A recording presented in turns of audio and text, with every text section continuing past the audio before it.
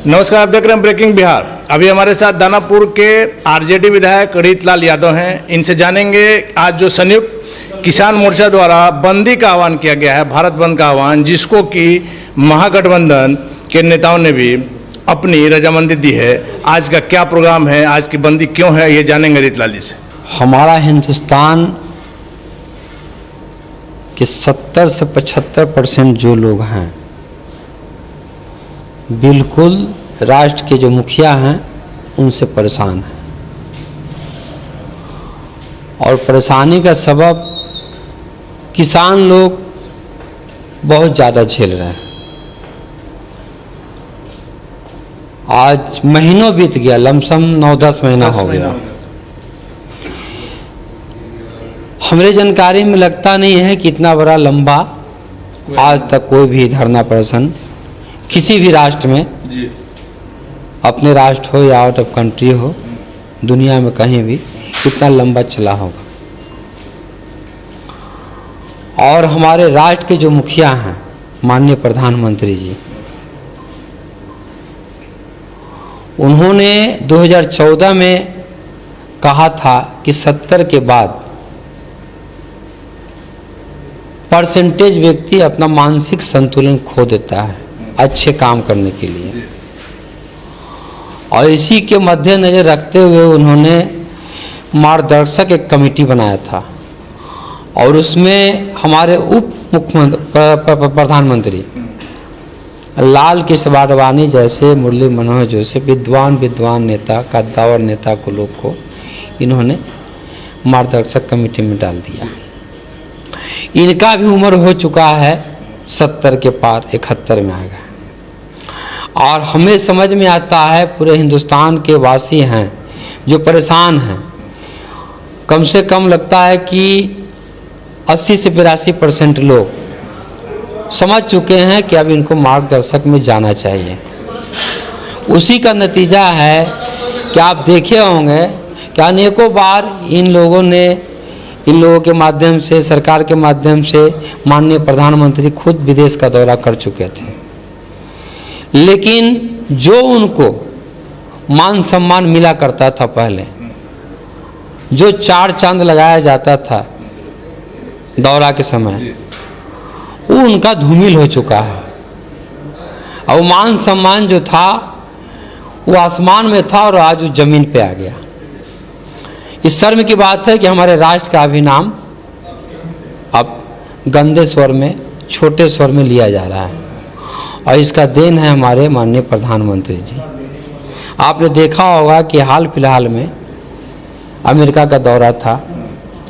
जब इन्होंने दौरा के लिए अपना तैयारी किया था, अनेकों ट्वीट किया, अनेकों मीडिया से चर्चाएं की, लेकिन जब वहाँ से लौटने के वक्त एक भी मीडिया से इन्होंने चर्चा नहीं किया, ना कोई प्रोग्रामिंग किसी को अपना इन्होंने बताया।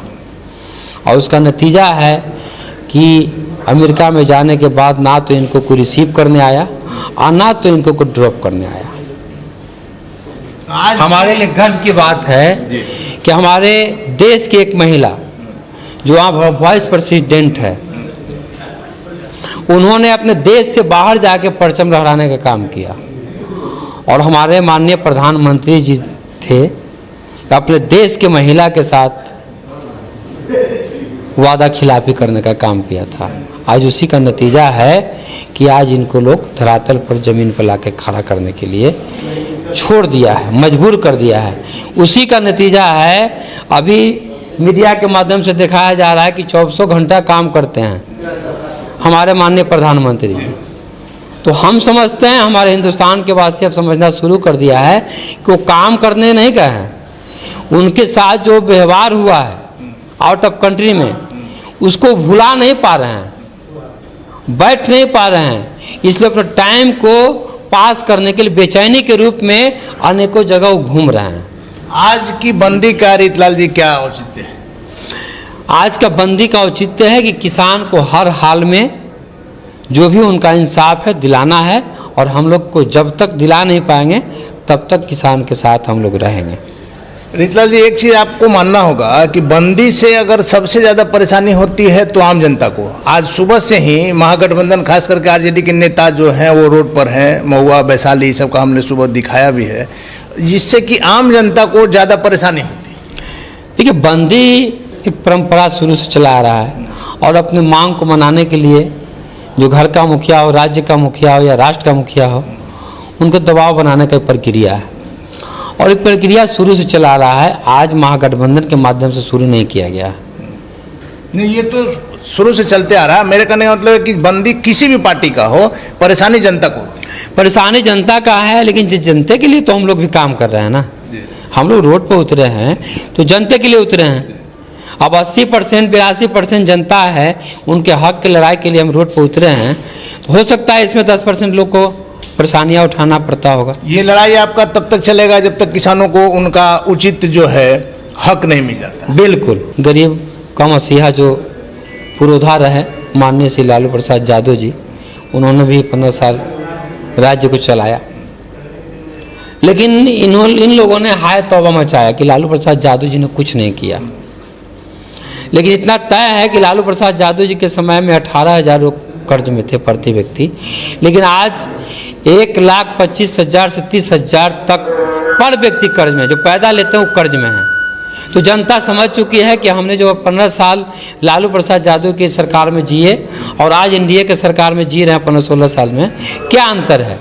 अब सारी बात को समझते हुए जनता अब फिर उसी जगह पे आना चाह रही है जो इनका गरीबों का मसीहा थे और जो उनका पुरोधा थे, और उन्हीं की अगुवाई में अब राज्य फिर चलेगा। धन्यवाद।